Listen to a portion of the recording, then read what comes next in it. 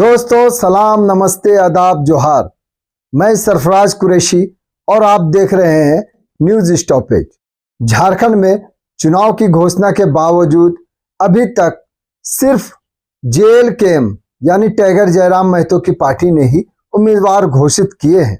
हालांकि शुक्रवार को भाजपा और आजसू ने संयुक्त रूप से प्रेस कॉन्फ्रेंस करके यह साफ कर दिया कि कौन पार्टी कितने सीटों पर लड़ेगी। प्रेस कॉन्फ्रेंस में झारखंड के चुनाव प्रभारी और केंद्रीय मंत्री शिवराज सिंह चौहान थे। इसके अलावा हिमंता बिस्वा शर्मा जो झारखंड के सह प्रभारी है और फिलहाल असम के मुख्यमंत्री भी है। झारखंड प्रदेश अध्यक्ष बाबूलाल मरांडी थे और आजसू की ओर से सुदेश महतो और चंद्र प्रकाश चौधरी थे। मीडिया को बताया गया 68 सीटों पर भाजपा लड़ेगी, 10 सीटों पर आजसू लड़ेगी, 2 सीटों पर जदयू लड़ेगी और 1 सीट पर लोजपा रामविलास यानी चिराग की पार्टी 1 सीट पर लड़ेगी। गठबंधन के तहत एनडीए में आजसू को सिल्ली, रामगढ़, ईचागढ़, गोमिया, मांडू, जुगसलाई, पाकुड़, लोहरदगा, डुमरी और मनोहर सीट हिस्से में मिली है। वहीं जनता दल यूनाइटेड यानी जदयू को जमशेदपुर पूर्वी, जहां से सरयू राय विधायक हैं, वो उन्होंने जदयू का दामन थाम लिया है। पहले निर्दलीय विधायक बने थे। इसके अलावा तमाड़ सीट भी उनके खाते में गई है। बताते चले कि राजा पीटर जो पूर्व विधायक है वो भी अब जदयू में शामिल हो चुके हैं। इसके अलावा लोजपा रामविलास पासवान यानी चिराग की पार्टी को चतरा सीट मिली है। अब 1 सीट पर लोजपा यहाँ चुनाव लड़ेगी। हालांकि प्रेस कॉन्फ्रेंस में 1-2 चीजें समझने लायक थी। हिमंता बिस्वा शर्मा सीटों का ऐलान भी कर रहे थे कि कौन पार्टी कितने सीटों पर चुनाव लड़ेगी, लेकिन उन्होंने 1-2 चीज छोड़ कर रखा है। मतलब कहा कि अभी रास्ता खुला हुआ है, पार्टी सीट की अदला बदली भी कर सकती है। दरअसल कई सीटों पर पेच है। चंदन क्यारी सीट मांग हो रही थी, जबकि आजसू को चंदन क्यारी सीट नहीं मिली। दूसरी ओर बड़का गांव सीट को लेकर आजसू पूरी तरह से जोर आजमाइश कर रही थी, पूरी ताकत लगा रही थी, लेकिन आजसू इनके खाते में नहीं गया, वो बीजेपी के खाते में चला गया। कहा जा रहा है कि जो सुदेश महतो के मौसा हैं चंद्र प्रकाश चौधरी, उनके भाई रोशन लाल चौधरी जो हैं वो बड़का गांव से चुनाव लड़ना चाहते हैं और आजसू चाहती थी उन्हें बड़का गांव से टिकट दिया जाए, लेकिन यह सीट बीजेपी के खाते में है। और बीजेपी जो अंदर राजनीतिक गलियारों में जो चर्चा है, बीजेपी चाहती है कि रोशन लाल चौधरी चुनाव लड़े भी तो उनके टिकट पर, यानी सिंबल भाजपा का हो, जबकि आजसू इसके लिए तैयार नहीं थी। लेकिन अब प्रेस कॉन्फ्रेंस करके यह साफ कर दिया गया है कि 68 सीटों पर भाजपा लड़ेगी, 10 में सुदेश महतो की पार्टी आजसू लड़ेगी, 2 जदयू लड़ेगी और 1 लोजपा रामविलास की पार्टी लड़ेगी। हालांकि जो अभी भी कहा गया है कि 1-2 सीट पर अदला बदली भी हो सकते हैं या गुंजाइश बची हुई है।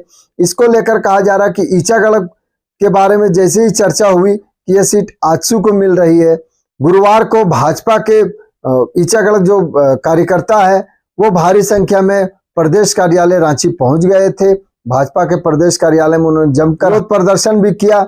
इसको लेकर बताया जा रहा है कि 1-2 सीट पर जानबूझकर रस्सी ढीली रखी गई है, ताकि अगर जरूरत पड़े और अगर उम्मीदवारों की घोषणा होने के बाद कोई भारी विरोध हो तो सीट की अदला बदली की जा सकती है। एक तरफ सीट की घोषणा हो रही थी, वहीं हेमंत सोरेन एनडीए को डबल झटका दे रहे थे। जमुआ से भाजपा के 3 बार के विधायक डॉक्टर केदार हाजरा, उन्होंने तीर धनुष थाम लिया है, वो झारखंड मुक्ति मोर्चा में शामिल हो गए। इसके अलावा आजसू के जो केंद्रीय उपाध्यक्ष थे उमाकांत रजक, उन्होंने भी जेएमएम का दामन थाम लिया है। ये डबल झटका, एक और जहां सीट का घोषणा हो रही थी कि कौन कितने सीटों पर लड़ेगा, दूसरी ओर इसी दिन मुख्यमंत्री आवास पर कांके रोड में रांची में हेमंत सोरेन एनडीए को डबल झटका दे रहे थे। ये तो पहला झटका है। राजनीतिक गलियारों में चर्चा है कि अभी और भी कई झटके एनडीए को देखने को मिल सकते हैं। बहरहाल चुनाव से पहले जिस प्रकार से झारखंड में अचानक से एक मुद्दा बहुत तेजी से वायरल हुआ था, लेकिन लगता है कि झारखंड के मुख्यमंत्री हेमंत सोरेन के ट्रैप में भाजपा फंस गई। दरअसल आपको याद होगा कि एक नारा जो सबसे ज्यादा गूंज रहा था कि झारखंड में बांग्लादेशी घुसपैठियों का मामला लगातार उभर रहा था, इसको लेकर बयानबाजी का दौर जारी था, भाजपा एग्रेसिव नजर आ रही थी। लेकिन अचानक से हेमंत सोरेन ने एक ऐसी चाल चली, एक ऐसा उधेड़-बुन में भाजपा को फंसा दिया। लोग कह रहे हैं कि भाजपा हेमंत सोरेन के ट्रैप में फंस गई है। दरअसल जिस वक्त बांग्लादेशी घुसपैठियों का खूब बोलबाला नजर आ रहा था, मामला खूब उछल रहा था, उसी वक्त झारखंड के मुख्यमंत्री मैया सम्मान योजना लेकर महिलाओं के लिए आ गए। जैसे ही मैया सम्मान योजना आई, भाजपा के लोग अचानक से बांग्लादेशी मुद्दा भूल गए और वो मैया सम्मान को लेकर 5 प्रण ले आए। 5 प्रण लाकर उन्होंने ये बताने की कोशिश की कि वो युवाओं के लिए क्या करेंगे, महिलाओं के लिए क्या करेंगे, गैस सिलेंडर सस्ता देंगे, 500 रुपया में गैस सिलेंडर भी यहाँ उपलब्ध करा देगी भाजपा चुनाव जीतने के बाद। ऐसे 5 प्रण लाने के अलावा गोगो दीदी योजना, जो महिलाओं के लिए कहा जाता है मैया सम्मान योजना की काट भाजपा की ओर से थी, इसको लेकर एग्रेसिव हो गई और मैया सम्मान योजना के काट में उलझ करके बांग्लादेशी घुसपैठियों का मुद्दा पिछड़ गई, उससे भूल गई भाजपा।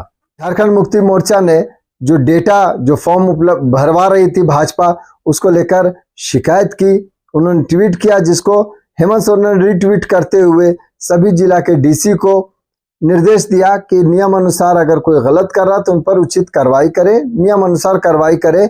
केचुआ, जो चुनाव आयोग का, केंद्रीय चुनाव आयोग को शॉर्ट फॉर्म जेएमएम ने कहा, केचुआ क्या अगर नियम का कोई उल्लंघन कर रहा है तो उस पर उचित कार्रवाई करे। जबकि दूसरी ओर भाजपा इसको लेकर रिसीव हो गई कि देखते हैं कि कैसे कार्रवाई होती है। खुद बाबूलाल मरांडी भी फॉर्म भरवाते नजर आए, लेकिन इसी बीच में ये मुद्दा धीरे धीरे खत्म हो गया और लोग भूल गए, भाजपा भूल गई कि किस प्रकार बांग्लादेशी मुद्दे को लेकर वो एग्रेसिव थी। भाजपा जब 2100 गोगो दीदी योजना के तहत देने का वादा कर रही थी, इस बीच में फिर हेमंत सोरेन ने एक मास्टर स्ट्रोक लगाते हुए में झारखंड मुख्यमंत्री मैया सम्मान योजना के तहत 1000 नहीं 2100 की बजाय अब 2500, यानी भाजपा ने 2100 रुपये कहा था, इन्होंने 2500 रुपया देने का वादा किया, साल में 30,000 रुपया देने का निर्णय लिया। वादा ही नहीं किया, निर्णय भी लिया और इतना ही नहीं, कैबिनेट से पास भी इसे करा दिया। उसमें साफ लिखा कि दिसंबर माह से इस जो 2500 रुपये है महिलाओं को बैंक खाते में दिए जाएंगे। तो कहीं ना कहीं एक तरफ जहां ट्रैप में फंसाकर भाजपा को उसके मुद्दे से दूर ले गई हेमंत सरकार, वहीं आज हालांकि आज जब सीटों का बंटवारा को लेकर प्रेस कॉन्फ्रेंस हो रहा था, फिर बाबूलाल मरांडी ने कहा कि जो संथाल परगना है वहां डेमोग्राफी चेंज हो रही है, लेकिन ये नहीं कहा कि बांग्लादेशी घुसपैठियों का जोर है, बांग्लादेशी घुसपैठियां हैं। अभी अभी जो आंसू से जेएमएम में आए हैं उमाकांत रजक, उन्होंने साफ कहा कि झारखंड में बांग्लादेशी घुसपैठियों का कोई मामला नहीं है, यह भाजपा नैरेटिव सेट कर रही है। बहरहाल अब आगे क्या होगा, अभी झारखंड में अभी तक के चुनाव में जो स्थिति दिख रही है वो कहीं ना कहीं हेमंत सोरेन अभी अपर हैंड दिख रहे हैं, क्योंकि एनडीए ने भले ही सीट शेयरिंग का फार्मूला अपना तय कर लिया है, अभी इंडिया गठबंधन का सीट शेयरिंग का फार्मूला बाकी है, वो सामने नहीं आया है। लेकिन हेमंत सोरेन कह रहे हैं कि वो सब कुछ ठीक है, बस अब जल्दी क्लियर हो जाएगा, नॉमिनेशन की प्रक्रिया शुरू होने दीजिए, सब हो जाएगा। मतलब कहा जा रहा है कि 19 तारीख को यानी कल राहुल गांधी रांची आ रहे हैं, रांची में उनका कार्यक्रम है और इस कार्यक्रम के बाद उनके लौटते ही सीटों की घोषणा हो जाएगी कि झारखंड मुक्ति मोर्चा कितने सीटों पर चुनाव लड़ेगा और किस सीटों पर लड़ेगा। वहीं कांग्रेस कितने सीटों पर चुनाव लड़ेगी ये भी तय हो जाएगा, राजद कितने सीटों पर चुनाव लड़ती है, साथ में वाम दल इस बार साथ में आते हैं तो वो कितने सीटों पर चुनाव लड़ते हैं, ये सब क्लियर हो जाएगा। लेकिन जिस प्रकार से अभी वर्तमान में हेमंत सोरेन एनडीए को दोहरा झटका देते नजर आ रहे हैं, भाजपा को भी नुकसान पहुंचाए और आजसू को भी तोड़ दिया है, वहीं अब जिस तरह से मुद्दे से अभी तक भटका कर रखा था हेमंत सोरेन ने, हालांकि अब चुनाव है, फिर से वापस इस मुद्दे पर आने की उम्मीद भी है, भाजपा फिर आएगी। लेकिन क्या शह और इस मात के खेल में हेमंत सोरेन उन्हें फिर से दूर करते हैं या फिर नए किसी जाल में फंसाते हैं, ये देखने वाली बात होगी। हालांकि इतना तय है कि माटी बेटी रोटी की बात कहते हुए भाजपा इस चुनाव में आ रही है। मतलब फिर से बांग्लादेशी घुसपैठियों का मुद्दा फिर उठेगा और डेमोग्राफी चेंज का मामला भी उठेगा। हालांकि इसका जवाब जो अभी सत्ता पक्ष है कांग्रेस और जेएमएम किस प्रकार देती है, ये देखने वाली बात होगी। लेकिन दोहरा झटका साफ है कि दोहरा झटका अब मिल चुका है एनडीए को और आगे झटके मिलेंगे। हो सकता है जेएमएम को भी झटका देखने को मौका मिले। जेएमएम के बारे में भी कई नेताओं के बारे में कहा जा रहा है कि वो भाजपा का दामन थाम सकते हैं। खास करके समीर मोहंती जो अभी वर्तमान में विधायक हैं, उनके बारे में भी कहा जा रहा है कि वो भाजपा के तरफ रुख अख्तियार कर सकते हैं। हालांकि एक इस बीच में एक बड़ी खबर ये भी है कि जो बिशुनपुर के विधायक है चमरा लिंडा, जो अभी तक पार्टी से निलंबित थे झारखंड मुक्ति मोर्चा से, दरअसल लोकसभा चुनाव के दौरान मना करने के बावजूद वो बागी हो गए थे और निर्दलीय रूप से उन्होंने लोकसभा लोहरदगा में चुनाव लड़ा। हालांकि जबकि ये सीट कांग्रेस को दी गई थी गठबंधन के तहत में, जिसको लेकर चमरा लिंडा को निलंबित कर दिया गया था। बताया जा रहा है कि आज दोपहर के बाद वो मुख्यमंत्री आवास पहुंचे और मुख्यमंत्री हेमंत सोरेन से उनकी मुलाकात हुई और बताया जा रहा सब कुछ ठीक हो गया है। मतलब फिर से बिशुनपुर में चमरा लिंडा ही पार्टी के बैनर तले जेएमएम के बैनर से चुनाव लड़ते दिखेंगे।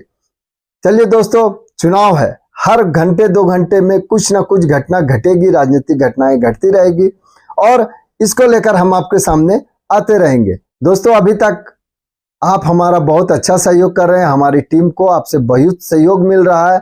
आप हमारे चैनल को लाइक कर रहे हैं, शेयर कर रहे हैं, कमेंट्स कर रहे हैं, सब्सक्राइब कर रहे हैं। इसी तरह अपना प्यार हम पर बनाए रखें और जिन्होंने अभी तक हमारे चैनल को सब्सक्राइब नहीं किया है तो आपसे अनुरोध है, गुजारिश है कि आप हमारे चैनल को सब्सक्राइब करें, लाइक करें, शेयर करें, कमेंट्स करें। इससे हौसला मिलता है और बेहतर करने की प्रेरणा मिलती है। बहुत बहुत शुक्रिया।